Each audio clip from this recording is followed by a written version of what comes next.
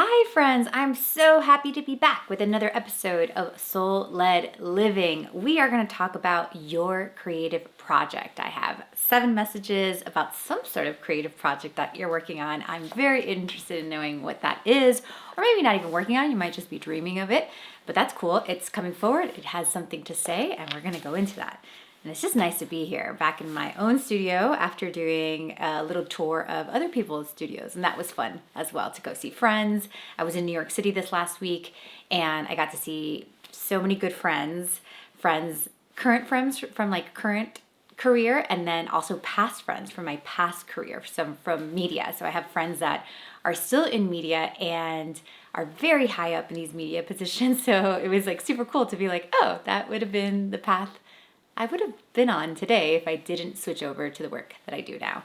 And then also seeing my girlfriends and having like beautiful conversations and having podcast episodes. It was just a total blessing. I don't know if you guys follow me on Instagram, but I wrote about this briefly that the last day that I was in New York, I went to go see Rockefeller Center. I was literally flying out that day, but I was like, I need to see the tree. I wanted to go to Mass at St. Patrick's, and I wasn't too far. I wasn't staying too far from there. And I grew up going to St. Patrick's and Rockefeller because I was born in New Jersey. My parents, after leaving Cuba, settled in Union City.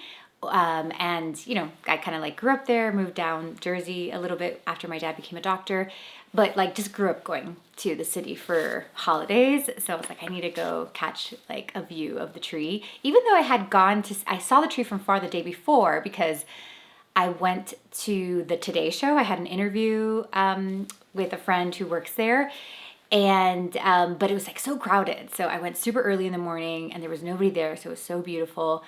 And funny story is that literally almost 20 years to the day. Like I don't remember exactly because it was so long ago, but almost 20 years to the day, I was in Rockefeller Center, heard my intuition very loudly say that I was meant for something bigger because I was on this path to get married to my high school sweetheart, and I was just gonna settle in Miami and probably have kids in a few years. And obviously there's nothing wrong with that path. It just wasn't my path. And I was really trying to force myself down this linear road. And it was actually a quick trip that I took to New York to go visit a friend who went to NYU. I was there with some girlfriends. I was just looking at the skaters, in Rockefeller Center. And that's where the damn voice got me. I had been trying to like be busy and not hear it because I just knew it was going to be like such an inconvenience of a voice, to follow my intuition in this time that like I was set to get married in 2 months. Like wedding plans were, bridesmaids dresses were bought and gifts were already sent and venues were booked and all that. But it's like once you hear the voice out loud, you just have to listen. And really, that was the first time I like listened to my intuition in a really big way. And a few months after that, I moved to LA and started working in the film industry, and the rest is history. I met Benny years later, but when I was more of my true self. And it was just a blessing to like be in that spot 20 years later and be like, damn, I did the right thing.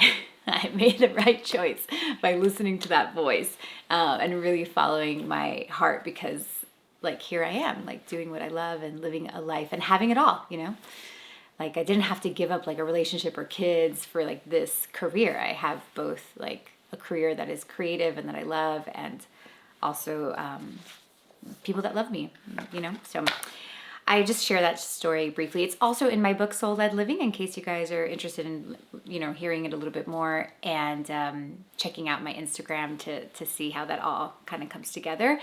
But I share that to hopefully inspire you to follow that voice, as I always try to encourage you guys. Speaking of the voice, turn on that voice, kind of feel into, what is coming through. I'm going to share my intuition, but as always, keep your intuition on. Feel what's right for you, listen to what's right for you, open up your heart, open up your ears, and let's see what messages are here for you about your creative project. All right, friends. So I'm excited about these creative projects. I actually got into this work in the very beginning because I wanted to be a creative and make money doing something creative, even though I grew up in a family that was very science-based, very linear. So the fact that creative projects and people pursuing their creativity is really coming online now, and we're going to see it for the next few years, really, really excites me. So I felt this creative project wanting to speak to you. I've had a few conversations with other people who are working on these creative projects. I'm like, oh, there needs to be an episode about this. So message number 1. Yes, you need to do this. I'm sorry. I know it might seem inconvenient. I know that you might be super busy and you're raising kids and you have a full-time job and you have all the things. But I really see your future self being so grateful that you embarked on this creative project. Like I have goosebumps. I just see the future self being like, I'm so happy she started or he started in 2024 or 2025 because, a couple weeks from now. And the reason that this project is important is because it leads you to your destiny. Like it really puts you on path. Like it really locks you into like your true path. And on that true path, it's like the yellow brick road. It's like where you meet your very good friends. It's where like even like relationships come in. So romantic relationships, like work, money, it just things like your life is meant to be on this road, and that creative project pushes you to get on that road. I mean, it kind of reminds me of the story that I shared with you in the beginning of the show, is that even as I go to New York 20 years later, I am, having dinner and lunch with girlfriends that were from like the media time, but it's like if I would never have like really listened to my voice, got on that road, I would not have met these people that are so important to my life and so important to like this path that I'm on. So there's something about this creative project that brings you there, that really brings you into an aligned path. And I know you're going to maybe ask about money. We are going to talk about money, but the reason to do this is not because of money. It's really to align you to who you truly are.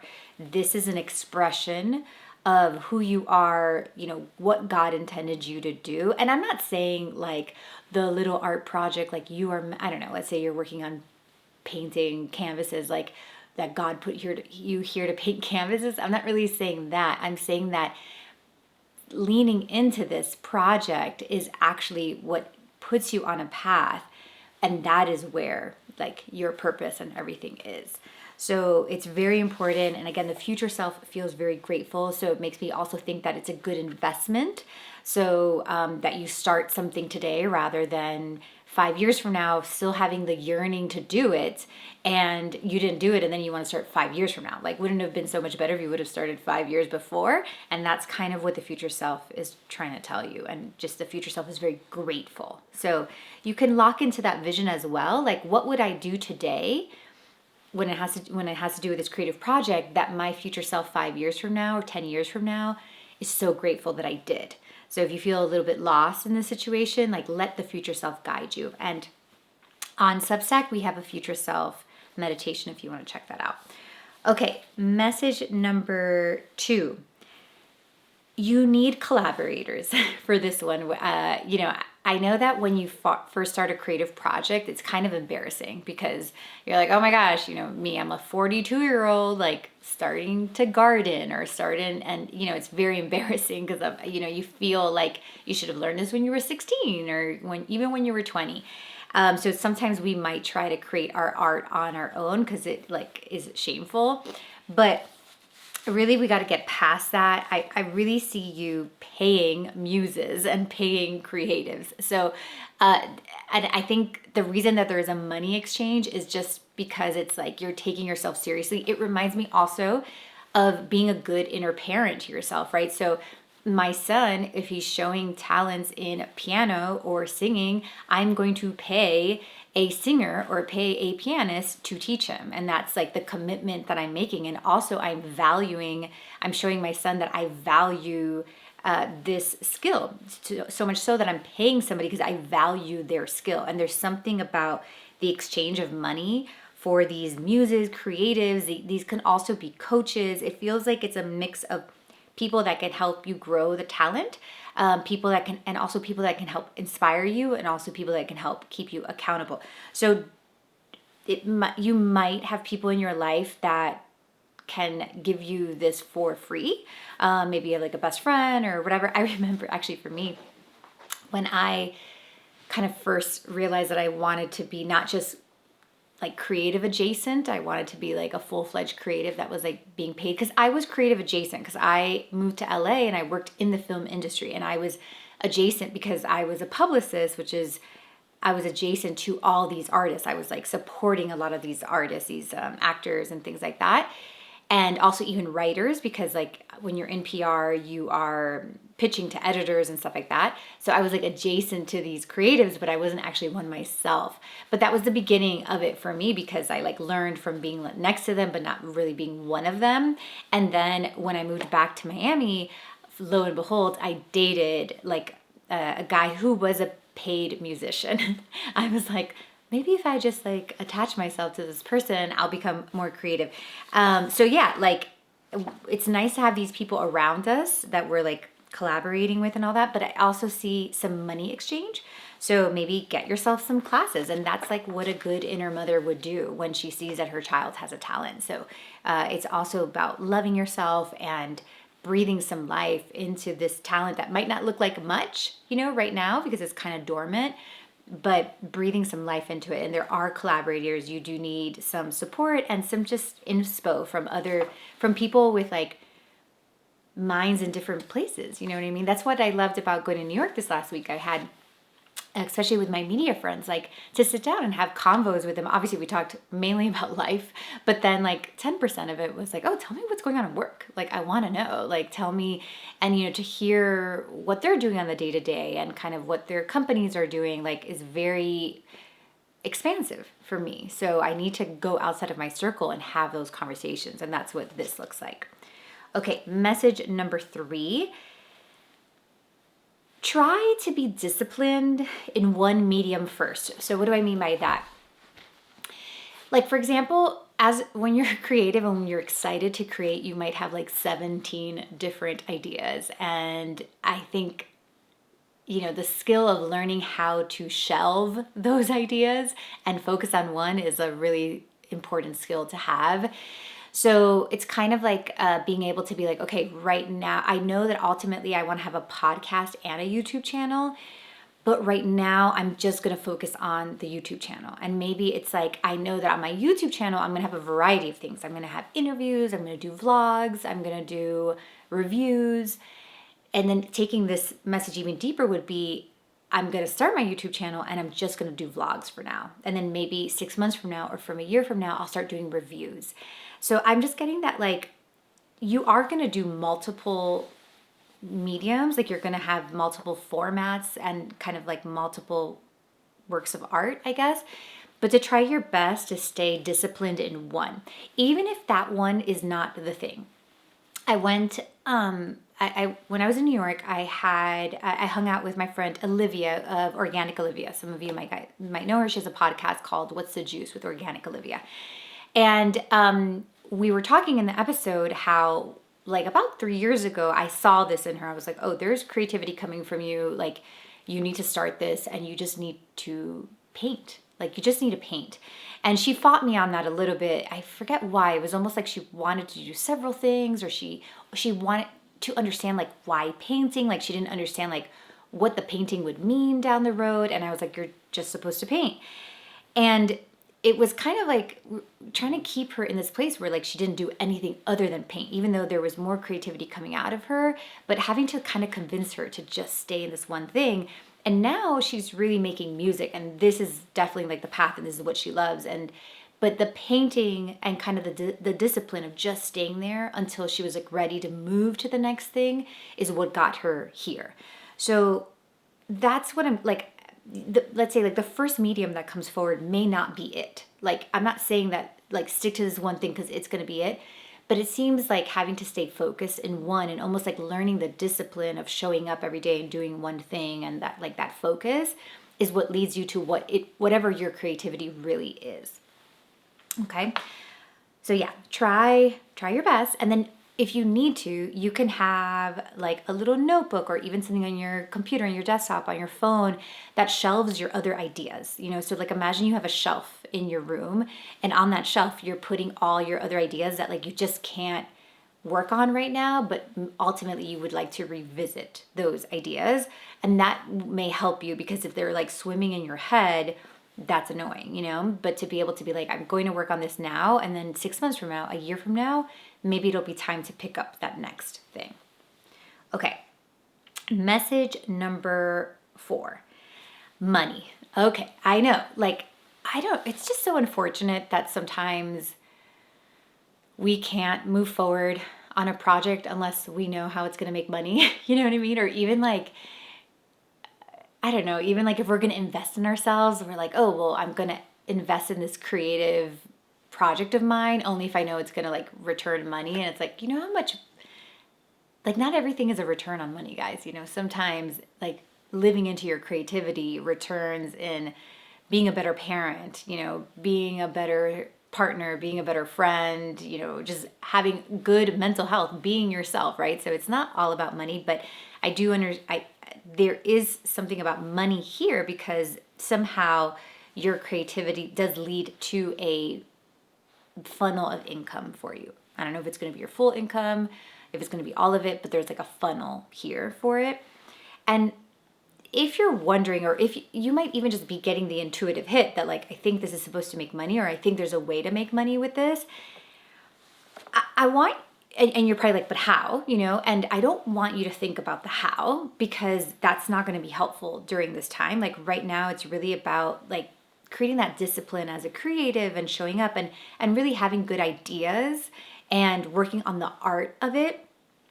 And the how, the reason like you can't understand it yet is because I think you're underestimating how attractive it is to be like witnessing and seeing someone who is doing what they love.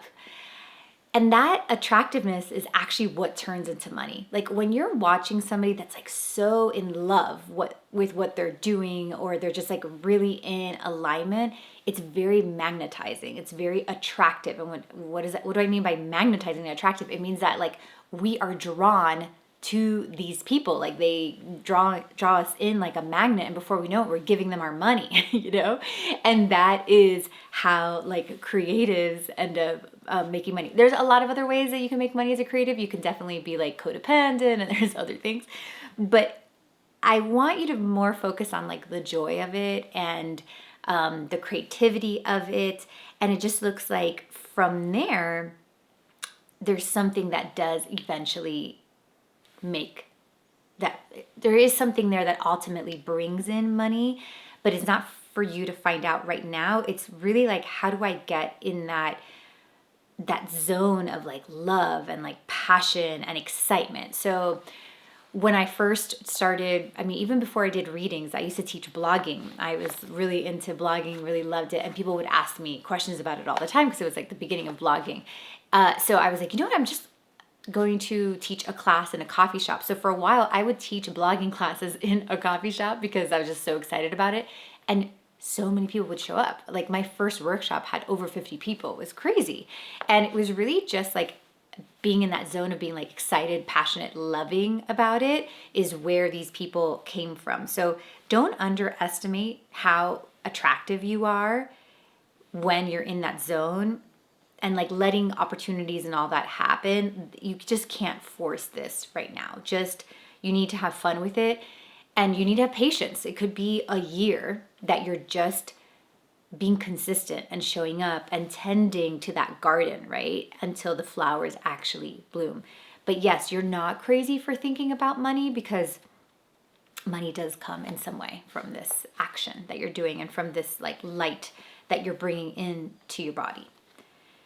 Message number 5, document the process. I have a little star around this. So it made me feel like whatever it is that you're doing, if you're, you know, growing a business, or you're writing a book, or you're making a podcast, I see it being like very important to document the process. So like filming yourself.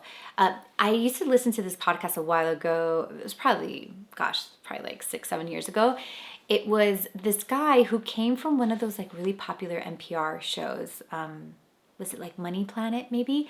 And he started his own podcast. I don't know what you would call it. Like he was basically had this idea that like podcasting was going to be like a media, and that the way NBC was like a broadcasting system, that like podcasting would have that too. So he created a podcasting company called Gimlet. And fast forward, he ends up selling it. But he was recording himself in the very beginning stages. So like him pitching the idea, him struggling to see if this was going to actually work, him leaving his job. And it was called Startup. And it was such a great podcast. As an entrepreneur, I loved it so much. And he just had the foresight to like record the process, and it actually helped him sell his media company, because like there were already people like following him as he was growing it. So there's something about documenting this process. So that could be videos, photos. Even the other day, I'm working on redesigning my website and rebranding. And Oliver, my middle son, he is just super business savvy. He's just like a natural entrepreneur, and he's also very techie. I mean, we have a lot in common. So I try to bring him into the business as much as I can to really mentor him and let him get comfortable, in his gifts. So he's sitting down with me, and he is so good at telling me like what's going to work and what's not going to work on the website. It was so crazy how like intuitive he is about it. And I got this feeling, I was like, we need to take a picture of this. And I like asked my little one, Ethan, I was like, here, take this phone, take a picture of us, of me and Oliver, like working on the site. Cause I was just like, this photo is going to mean something to him to one day. Like he's going to grow some sort of online business, and he's going to be like, well, I started out when I was 11 years old helping my mom, So I documented that moment, and I don't know. I just feel like it's going to mean something at some point. So there's something about documenting this process.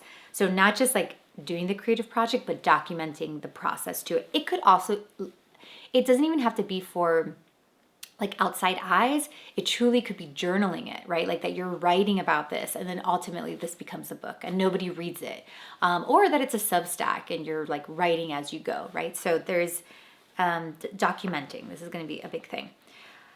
Message number 6. This one's funny. There are people involved in your creative project. There's like, again, whether these collaborators and these people that are teaching you and stuff, and also maybe even like friends or like loved ones that you're kind of letting them know that you're doing this thing, or mentors, whatever. So you're going to get feedback, I guess is the word, but I was getting that it's important for you not to be open to opinions. So I'm almost feeling like you might share it with people. Like let's say I'm writing a book and I'm going to share it with like a friend of mine, or maybe even in my case, maybe like a client, because I'm like, oh, this is the ideal reader for this book. And they're obviously going to give me feedback and stuff like that, but not opinions. So it makes me feel like they're giving me positive feedback, and that based off some of the things that they're saying, it's going to be clues as to kind of how I can make this thing better. But I'm not open to your unsolicited opinions. So and that really comes with like a sense of confidence. We get, our energy will open up to unsolicited opinions when we're insecure, when we like feel like we need validation. And in this case, like you don't need any validation to do what you're doing. Truly, the creativity is coming from within you. And even with these collaborators that you pay and stuff, you're still going to have to listen to yourself. You're still going to have to hear your own intuition. You're going to like take what works and like leave the rest. And in this case, you do need some feedback, or like people like using whatever you're making in a sense, or experiencing it or seeing it and listening to what they say, but also just like not being open to opinions, but more so like constructive feedback that's going to make it better. So you really got to be strong in your boundaries. Know that you don't need validation, that like it's within you. Like this is a creative expression from you that was placed in you. Like truly, this is so much to do with your purpose and all that. So yes, we always want to make our products better, but we don't, it's like, if I want to make my book better, I'm going to ask somebody who's like truly my consumer, like somebody who's like living, breathing, loves me and like loves my content, not because I need like high fives, but because I know that at the end of the day, they are also the person that's going to consume this. I may not be asking my mom for her opinion, or even my husband, because they are not like the consumer of this. But I do need some feedback because I need to make it better. And I need to be able to be strong enough to know that even with when that ideal client gives me feedback, that it's more of an opinion than it is like the true feedback that I need to be strong enough to know the difference. So really, when you go into like letting people experience what you're doing, to be able to know the difference. Message number 7 is this is like a warning. I have this feeling that you might accidentally make this creative project like linear again, or you might be very tough on yourself, like forcing yourself to like make this happen, or like, I don't know, bringing your masculine linear self to the party. And yes, consistency is important and showing up for it is important, but creativity is different than kind of these like corporate slavery jobs that we have to work like 8 hours straight, and it's more about like productivity. What really makes a creative project works is inspiration, like that creativeness. There will be days that you're working like a mule, because like it's clear and you just got to go and you got to work. But this is not something that you're going to be able to just like wake up every day and work 8 hours, even if you had it. This is something that you're going to work really hard, maybe 12 hours when you have the clarity.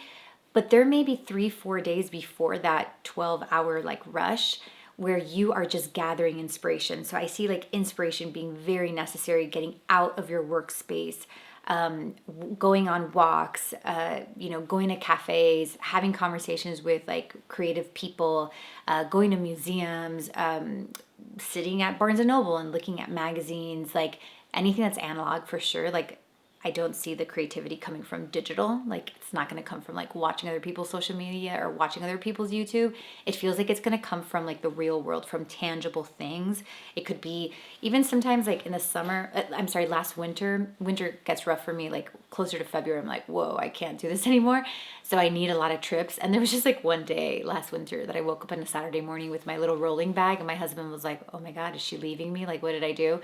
And my kids were like, oh my God, she's walking out. And I was like, no, guys, I need to drive to Charlotte for one day. It's like the closest city next to me.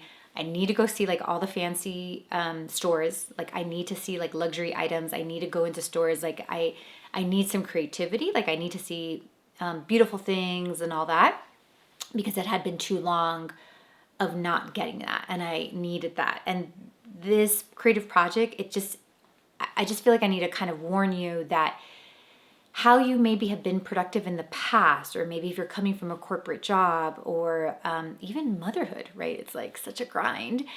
This is not going to be so linear. You are going to work hard to get it done, but it's almost like when it's time to get it done, and you'll need inspiration in the meantime.